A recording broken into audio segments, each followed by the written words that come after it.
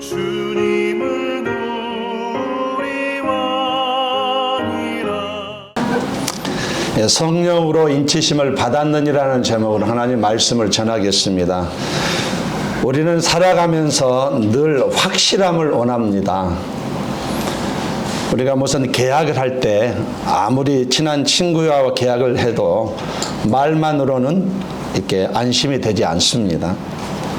특별히 중요한 계약일수록 더욱 그렇습니다. 말만으로는 부족합니다. 돈만 오가면 불안합니다. 마지막으로 그 서류에 도장이 찍혀야만 돼요. 그 서류에 사인이 있어야만 되는, 그래야 비로소 확실해지고 이렇게 안심하게 되는 것입니다. 그 서류에 도장이 찍혀 있지 않으면 어떻게 됩니까? 언제든지 약속은 뒤집어질 수 있는 것입니다. 돈을 지불했음에도 불구하고 그 소유권을 잃은 경우도 실제로 일어날 수가 있는 것입니다. 그래서 사람은 누구나 확실함을 갖기 위해서 집을 살 때도 그렇고, 은행에 거래를 할 때도 그렇고, 사업에서 계약을 맺을 때도 그렇고, 마지막에 반드시 도장을 찍거나 사인을 하는 이유가 여기에 있는 것입니다. 그래야 확실해지고 마음이 놓이기 때문에 그렇습니다. 어떤 사람이 평생을 아껴 모은 돈으로 드디어 자기 집을 마련하게 되었습니다. 아내와 자녀들과 함께 여러 곳을 다니다가 마침내 마음에 쏙 드는 집을 발견을 했습니다. 주인도 흔쾌히 그 집을 팔겠다고 했습니다. 걱정하지 마세요. 다른 사람에게는 절대 안 넘깁니다. 그 말에 안심한 그는 집값을 대부분 지불을 했습니다. 그런데 문제가 있었습니다. 마지막 절차인 계약에 도장을 찍지 않았던 것, 도장을 받지 않았던 것이었습니다. 주인의 말을 듣고 이미 돈을 많이 냈는데 굳이 도장이 필요하겠나 이렇게 대수롭지 않게 여긴 것입니다. 그런데 며칠 뒤에 충격적인 소식을 들었습니다. 그 집이 다른 사람 명의로 넘어가 버렸다는 것이에요. 그럴 리가 있습니까? 내가 돈을 대부분 내는데요. 그가 이렇게 울부짖었지만은 아무 소용이 없었습니다. 법적으로 효력이 전혀 없었기 때문입니다. 계약서에 도장이 찍혀 있지 않았으니 돈을 다 내고도 그는 집을 잃고 돈도 잃고 말았던 것입니다. 신문기사에도 이 내용이 크게 났습니다. 사람들이 주인 보고 어떻게 사람이 저럴 수 있느냐. 그러나 동시에 그들이 공감하는 것은 돈이 중요한 게 아니었구나. 확실한 도장이 있어야 내 것이 되는구나. 이렇게 공감했다는 얘기가 있습니다. 사람의 약속은 언제든지 바뀔 수 있습니다. 그러나 그 서류에 도장이 찍혀 있다면, 사인이 있다면 그 누구도 그것은 뒤집을 수가 없는 것입니다. 작은 계약 하나에도 확실함이 필요합니다. 보증이 필요해요. 집을 살 때도 계약금을 걸고 도장을 찍어야 하고, 은행에 서류를 맡길 때도 서류에 사인이 있어야 안심이 되는 것이에요. 왜 그런가요?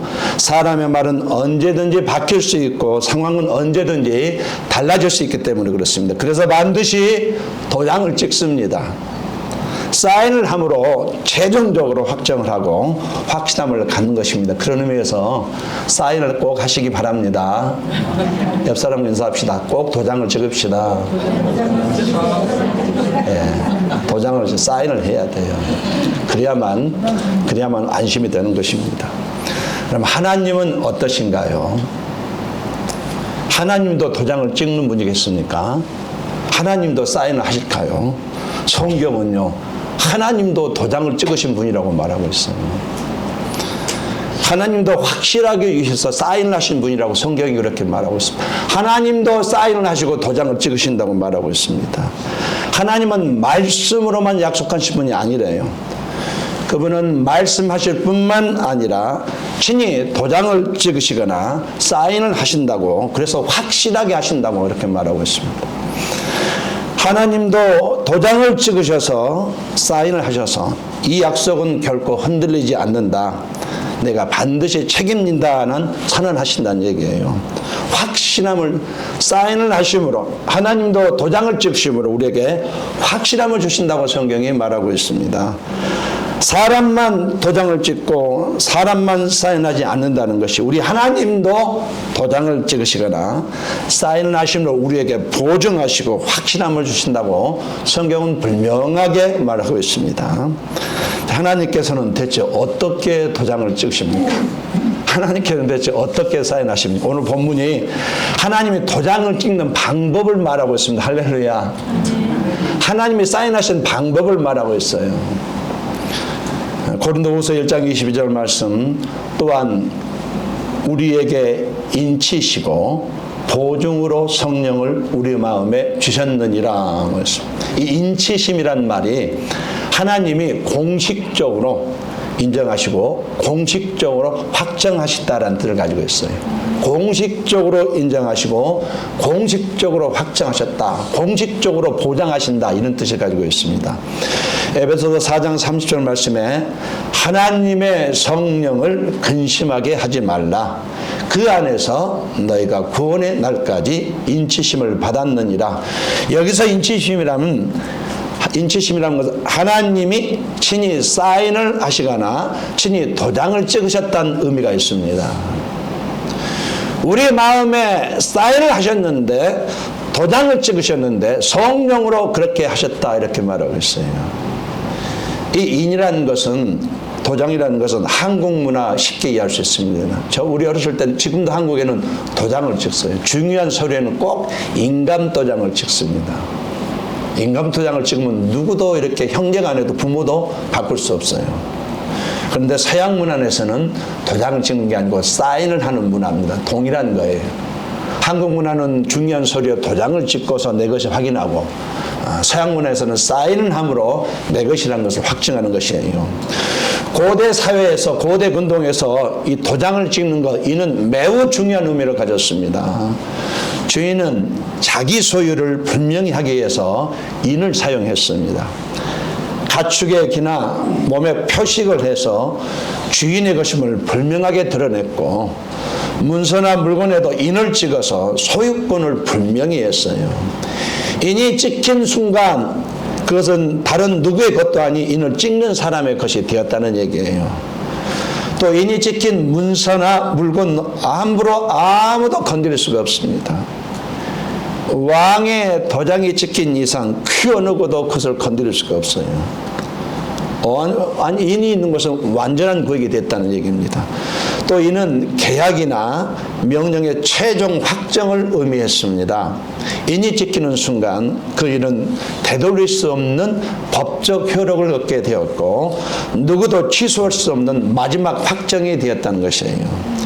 이렇게 인이라는 것은 단순한 표시가 아니라 소유권에 대한 보장이고 보호에 대한 약속이면서 확정에 대한 강력한 보증장치였다, 이런 의미입니다. 고린도후서 5장 5절 말씀에 곧 이것을 우리에게 이루게 하시고 보증으로 성령을 우리에게 주신 이는 하나님이시니라. 하나님이 성령으로 인을 치셨습니다. 이것은 그냥 추상적이거나 상징적인 표현이 아닙니다.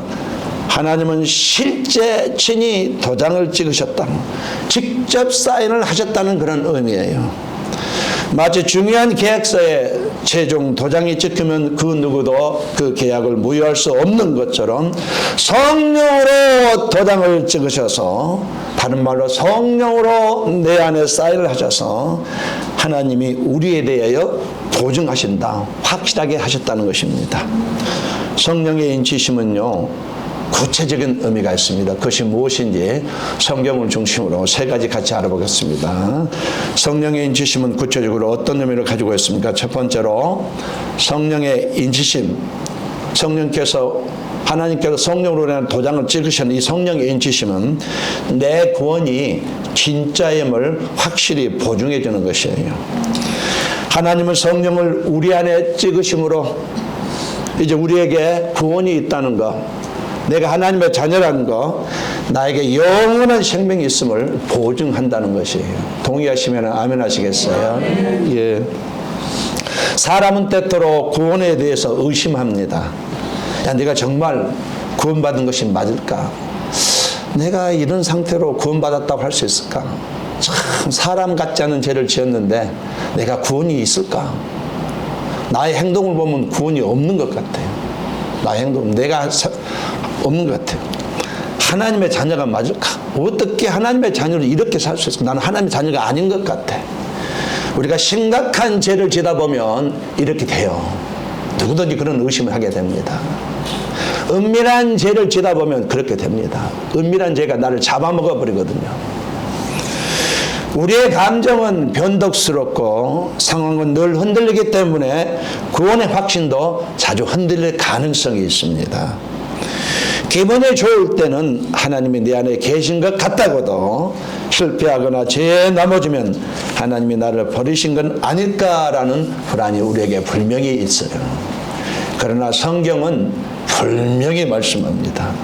로마서 8장 16절 말씀에 성령이 친히 우리의 영과 더불어 우리가 하나님의 자녀인 것을 증언하시나니, 우리 안에 가시는 성령이 우리의 마음 깊은 곳에서 너는 여전히 구원받은 하나님의 자녀다라고 말씀하시는 거예요. 그 음성을 들려주신다는 얘기예요. 성경은 구원의 확신을 우리의 감정에서 찾지 말라고 말합니다. 우리의 구원은 성령께서 우리 안에 직접 오심으로 이미 보증이 되었다. 변함이 없다. 우리의 구원은 취소되지 않는다. 할렐루야. 아멘. 어떤 청년이 수능을 치르고 합격자 발표를 하고 인터넷을 확인을 했습니다. 화면에 자신의 이름이 있었습니다. 하지만 믿겨지지가 않는 것이에요. 혹시 내가 잘못 본 건 아니겠지.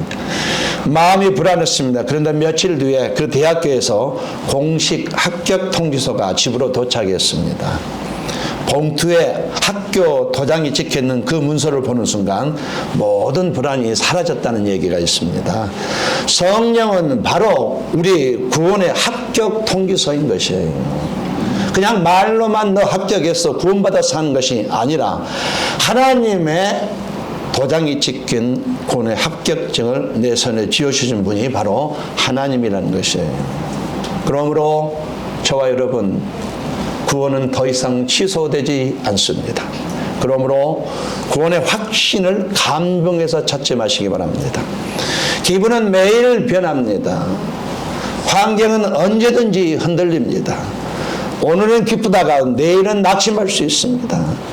그러나 성령이 내 안에 오심으로 구원은 변함이 없습니다. 내가 죄에 넘어져 있을 때에도, 지금 죄를 진행하고 있을 때에도, 정말 사람 같지 않은 죄를 짓고 있음에도 여전히 구원은 변함이 없습니다. 할렐루야. 아멘. 내가 실패 속에 주저앉아 있을 때에도 성령은 내 마음에서 분명히 말씀하셔요. 너는 여전히 하나님의 자녀다. 너는 내 것이다. 너는 결코 버려지지 않는다. 네가 아무리 죄를 져도 나는 너를 놓을 수 없다. 구원은 내 것이다 라고 말씀하십니다. 그러므로 저와 여러분, 남은 인생 어떤 경우에도 구원에 대해서 흔들리지 마시기를 예수님으로 강추합니다. 환경이 아닙니다. 사람의 말이 아니에요. 성령을 기억하셔요. 성령이 내 안에 계심으로 이 구원은 절대로 취소되지 않고 영원히 보장이 되는 것입니다. 그러므로 저와 여러분의 자신은 이것입니다. 영생에 언젠가는 들어가는데 영생에 도착할 때까지 어떤 상황에서도 믿음의 길을 끝까지 걸어가면 되는 것이에요. 물론 가다가 죄에 넘어질 수 있습니다. 실패해서 넘어진다고 해도 다시 일어나서 가면 그만이에요. 이 삶의 마지막 끝에는 영생이 정확하게 기다리고 있습니다. 남은 인생 영생의 기쁨을 가지고 이 광야 같은 나그네 인생길을 열심히 달려가 보시기를 예수님으로 권면드리겠습니다. 자, 두 번째로 성령의 인치심은 내가 하나님의 소유임을 확증하는 것입니다. 저와 여러분이 하나님 것이라고 말씀하고 있습니다. 에베소서 1장 13절 14절 말씀을 같이 한번 읽어보겠습니다. 시작. 그 안에서 진리의 말씀 곧 너희의 구원의 복음을 듣고 그 안에서 믿어 양심의 성령으로 인식을 받았으니 이는 우리 기도의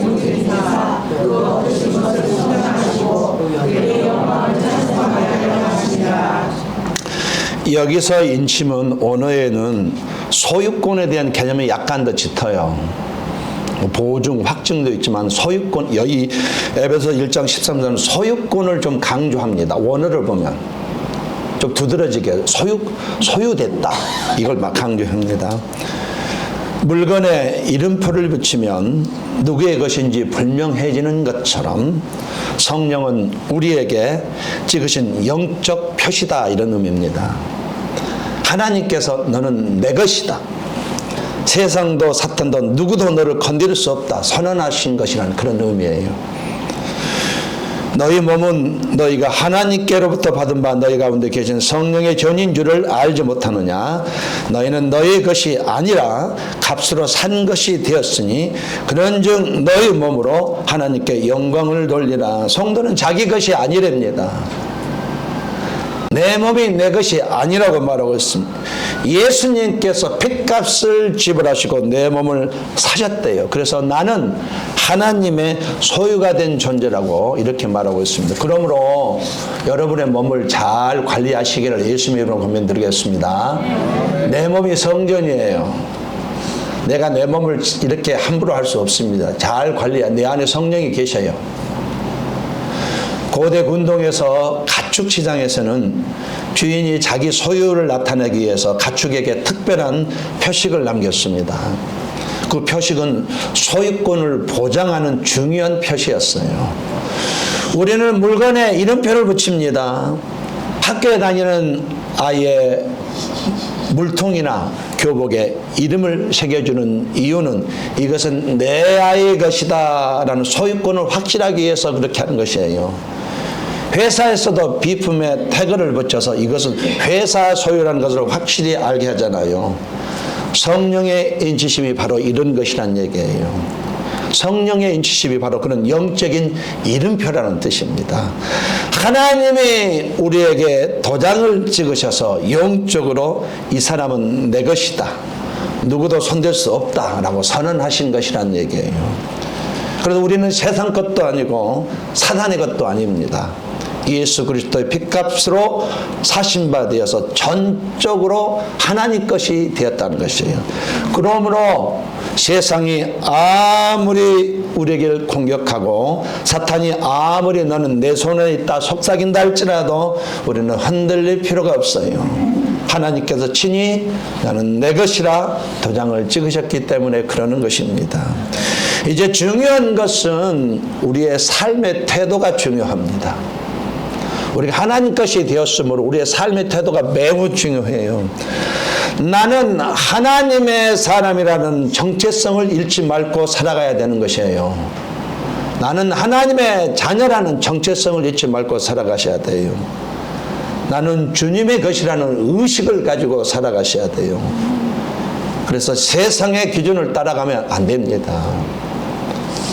세상의 방법을 따라가면 안 되는 거예요. 하나님의 소유답게 구별되어서 삶을 살아가야 돼요. 분명하게 구별되어서 구분되어서 삶을 살아가야 됩니다.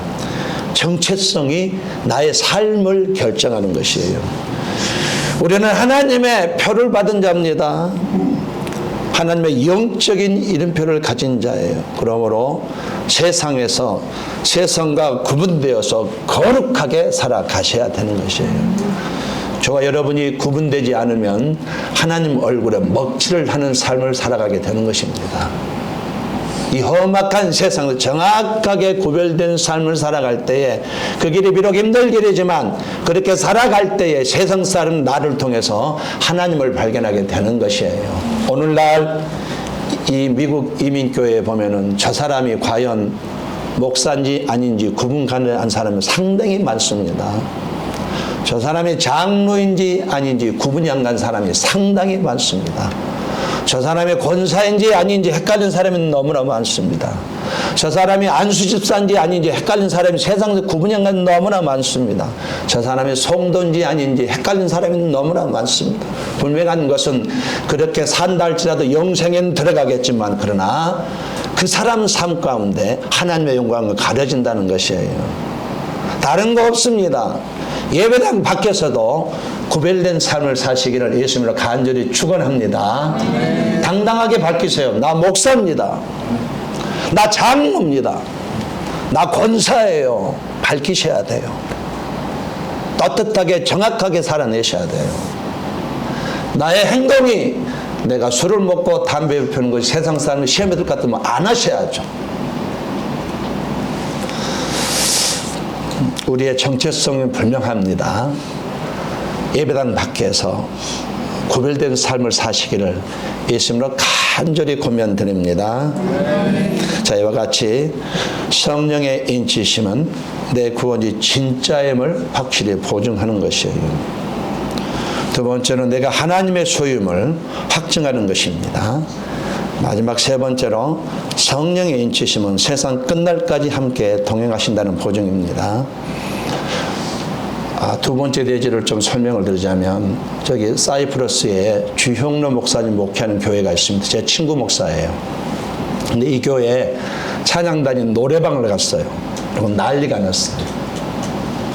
찬양단이 예배 찬양단이 반주자랑 같이 노래방을 갔대요. 어느 분이.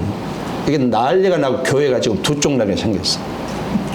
이유가 뭐냐면은 구별된 삶을 살라는 것이에요. 찬양들 이해가 되시면 아멘 하시겠어요? 크게 아멘 하세요. 노래방 가는 것이 사실 본인은 갈 수 있겠다 할지 모르겠지만 사람들은 용납하지 않아요. 어떻게 반주자가 노래방을 갈까? 어떻게 찬양 인도자가 노래방을 갈까 한다는 거예요.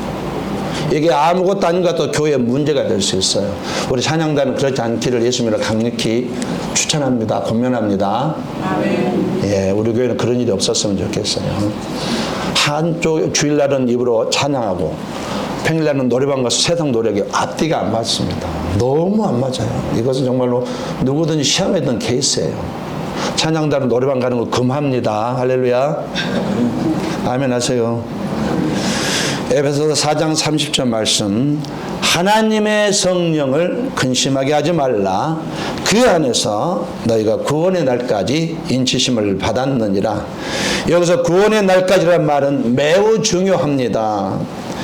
성령께서 잠시 오셨다가 떠나시는 분이 아니라는 거예요. 마지막 날 주님 다시 오셔서 우리의 구원이 완전히 이루어지는 그 순간까지 계속해서 함께 하신다는 뜻이에요. 성령은 처음부터 끝까지 시작해서 완성까지 우리와 동행하시며 우리를 지켜주신다는 것이에요. 요한복음 14장 16절 말씀, 내가 아버지께 구하겠으니 그가 또 다른 보혜사를 너에게 주사 영원토록 너와 함께 있게 하리니. 사람의 동행은 항상 불안합니다. 친구도 배우자도 가족도 영원히 함께 할 수 없습니다. 상황이 변하면 떠나갑니다. 죽음 앞에서는 결국 헤어질 수밖에 없어요. 그러나 성령은 나와 끝까지 동행하시는 참된 보호자라고 말하고 있습니다. 내가 넘어질 때 나를 붙잡아 주시고, 두려움 속에 있을 때 위로하여 주시고, 혼자라고 있을 때 내가 너와 함께했다고 이렇게 말씀하고 있어요. 성령은 항상 함께 계시는 동행자라고 하는 것입니다. 어느 동네 어부들이 바닷가에 나가서 고기를 잡고 있었습니다. 배를 타고 가서 고기를 잡고 있었습니다. 한참 잡다가 폭풍우가 몰아쳐서 배가 요동쳤습니다. 선원들은 두려움에 떨면서 이제 끝났구나 생각했습니다. 그러나 배는 경험 많은 선장에 있었습니다. 그는 침착하게 방향을 잡고 돛을 조절하면서 걱정하지 마세요. 내가 책임지고 안전하게 항구로 데려가겠습니다. 선원들이 그때 마음에서 두려움을 제거하고 안정을 찾았다는 얘기입니다. 성령의 동행도 이와 같은 것이에요. 세상 풍록은 계속되지만 우리의 삶의 길을 잡고 계신 성령이 계시기에 우리는 안전한 것이에요. 세상은 여전히 어둡고 우리의 삶에는 여전히 두려움, 어려움이 많지만 성령이 우리 손을 붙잡고 끝까지 동행하심으로 우리는 두렵지 않다는 것입니다. 성령은 우리와 함께 끝까지 동행하신 분이라. 그래서 인쳤다. 이것을 보증하기 위해서 인쳤다라고 말하고 있습니다. 그러나 문제가 있습니다. 성령은 내 안에서 항상 나와 함께 하시고 계시는데 그럼 나는 지금 그분과 동행하고 있느냐, 이것이 문제예요. 그분은 내 안에서 항상 나를 도와주고 계시고 무엇을 도와줄까, 어떻게 해줄까 보초 서시면서 기다리고 있는데 나는 대체 이분과 동행하고 있느냐, 이것이 문제라는 것이에요. 우리가 성령을 외면할 수 있습니다. 근심하게 만들 수 있습니다. 성령님을 슬프시게 할 수 있습니다. 우리가 말씀을 무시하게 되면요, 성령을 근심합니다. 할렐루야. 말씀을 무시하면은 성령을 근심시키는 것이에요. 여러분이 큐티를 하시거나 성경 공부를 하시거나 설교를 들으실 때 뭔가 마음에 와닿는 게 있잖아요. 이건 성령이 주신 음성이건 할렐루야. 이것을 무시하면 성령께서 근심하신다는 얘기예요. 내 안에서 분명히 생각을 주셨습니다. 내 안에서 분명히 감동을 주셨습니다. 내 안에서 분명히 머리끝부터 발끝까지 거부할 수 있는 명령을 내리셨음에도 불구하고 여러분이 거절할 때에 이때 성령님은 매우 근심한다는 얘기예요. 그 말씀을 제껴두고 내 고집대로 나갔을 때에 성령님은 매우 근심한다는 얘기예요. 우리가 죄를 반복해서 지을 때에 성령님은 눈물을 흘리신대요. 아무리 은밀한 죄도 하나님은 다 알고 계십니다. 따라하겠습니다. 아무리 은밀한 죄도 하나님은 다 보고 계신다. 예, 사람은 모르겠지만 죄들이 있거든요. 모를 것이다. 우리는 모를 수 있지만 하나님은 다 보고 계셔요. 죄 짓는 그 현장에 나와 함께 네 안에 계셔요. 다 알고 계셔요. 이렇게 우리가 죄를 반복해서 지을 때에 성령님은 눈물을 흘리신다고 말한 것입니다. 우리 옆 사람 인사합시다. 은밀한 죄를 제거합시다. 우리가 기도의 자리를 떠날 때 성령님은 탄식하신답니다. 기도의 자리를 떠날 때 성령님은 탄식하십니다. 탄식, 애통이 한다는 뜻이에요.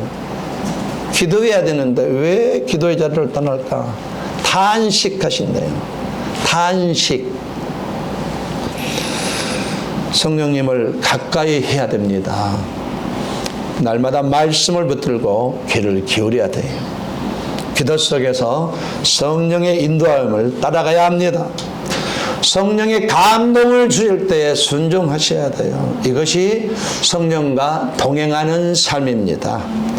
우리 인생의 바다에 폭풍이 몰아쳐도 나의 인생의 길을 잡으신 분이 내 안에 계신 성령님이기 때문에 우리는 절대로 침몰하지는 않습니다.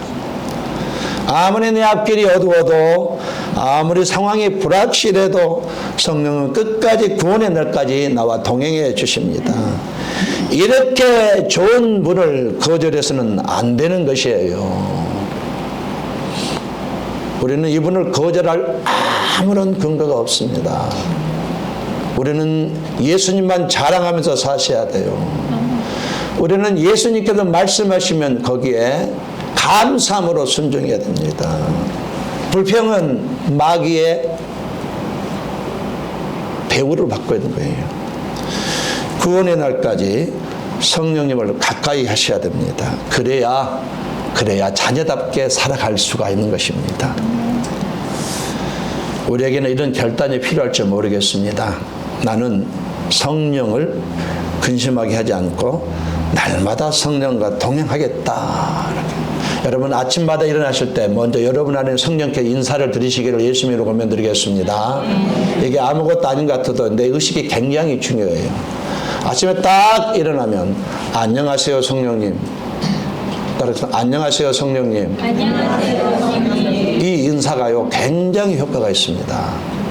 첫 마디가 오늘 비즈니스 정말 힘들겠다가 아니고 일어나자마자 안녕하세요 성령. 안녕하세요 성령님. 안녕하세요 성령님. 이 의식이 굉장히 중요해요. 남은 인생 여러분에게 성령님과 동행하시기를 예수님으로 권면드리겠습니다. 너무너무 중요한 문제예요. 이분은요 나를 살리시려고 모든 것을 내놨습니다. 생명까지 내놓으셨어요. 그것도 부족해서 이 광야인 새끼 내가 힘들까봐 내 안에 오셔서 도와주고 계세요. 이분은 존중하셔야 됩니다. 이유가 없어요. 그냥 존중하셔야 돼요. 여러분 안에 선한 마음이라든지 선한 생각이 드시면 그것은 100% 성령의 음성으로 순종하시기를 예수님으로 권면드리겠습니다. 말씀의 결론을 맺겠습니다. 오늘 우리는 말씀을 통해서 하나님께서 친히 우리 마음에 찍으신 하늘의 도장, 하나님의 사인이 있다는 것을 알게 되었습니다. 바로 그것이 성령이라는 것을 알게 되었어요. 성령께서는 내 구원이 진짜임을 보증하신다고 했습니다. 내 감정이 흔들릴 때도, 상황이 무너질 때도 성령께서 내 안에서 너는 하나님의 자녀다고 계속 말씀해 주셔요. 그러므로 우리의 구원, 나의 자녀되는 신분, 나의 그 축복, 영원한 생명에 대해서 더 이상 흔들리지 마시기를 바랍니다. 성령은 내가 하나님의 소유임을 확증하셨습니다. 세상과 사탄이 아무리 우리를 빼앗으려고 해도 성령이 인주시면 너는 내 것이다. 하나님의 강력한 선포, 강력한 돌직구, 강력한 한방인 것이에요. 그러므로 우리는 세상 속에서 하나님의 소유답게, 하나님의 자녀답게 구별된 삶을 살아내야만 되는 것입니다. 성령은 마지막 날까지 나와 동행하신다고 말하고 있습니다. 친구도, 가족도, 재산도, 건강도 끝까지 함께 할 수 없지만 성령은 결코 나를 떠나지 않냐고 나라에서 나를 도와주신다고 말하고 있어요. 구원의 날까지 나를 도와주신답니다. 구원의 날까지 나를 도와주신다. 이런 분이 어디가 있어요? 누가 나를 이렇게 돕겠어요? 영원히 나와 함께 하십니다. 그러므로 이분을 가까이 하지는 않을 이유가 없습니다. 따라하겠습니다. 남편보다 성령을 가까이 하겠습니다. 아내보다 성령을 가까이 하겠습니다. 좀 크게 합시다. 아내보다 성령을 가까이 하겠습니다. 날마다 성령을 가까이 하시고 성령님을 힘들게 하지 마시기 바랍니다. 불편하게 하지 마, 근심하게 하지 마십시오. 성령께서 오다가 떨어지면 순종하시기 바랍니다. 그 나를 잘되게 하려고 상황은 안 맞아요. 상황은 안 맞습니다. 지금 순종 생각할 수 있는 여건이나 그런 그걸 하게 됐을 때는 엄청난 역사가 일어나는 거예요. 날마다 순종함으로 성령과 동행하시기를 바랍니다. 나의 구원을 보증하기 위해서 하나님께서 성령의 도장을 찍어 주셨습니다. 얼마나 감사한 일입니까? 구원의 확신을 갖고 하나님의 자녀답게 살아가야 되겠어요. 직장에서 그러고 교회 안에서 먼저 그러고 가정에서 그러고 친구들 앞에서 어디서든 나는 하나님의 사람이다라는 정체성을 잊지 말고 구별되어 살아가야 되겠습니다. 성령과 동행하는 삶을 항상 선택해야 되겠습니다. 기도로 성령의 음성에 귀 기울이며 살아가야 되겠습니다. 성령을 근심하게 하지 말고 날마다 그분의 인도하시면서 순종하며 가야 되겠습니다. 남은 인생 여러분 안에 계신 성령이 주신 생각을 존중하시기를 예수님으로 간절히 권면드리겠습니다.